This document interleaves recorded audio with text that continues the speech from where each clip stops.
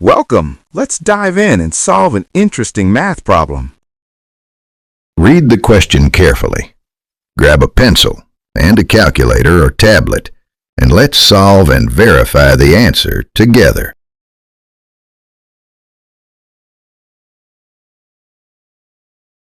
Let's excitedly walk through the step-by-step solution of this problem.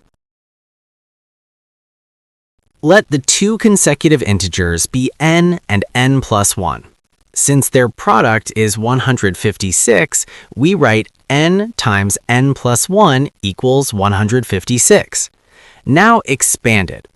N squared plus n equals 156. Bring 156 to the left. N squared plus n minus 156 equals 0. Now factor it. We need two numbers whose product is minus 156 and whose sum is plus 1.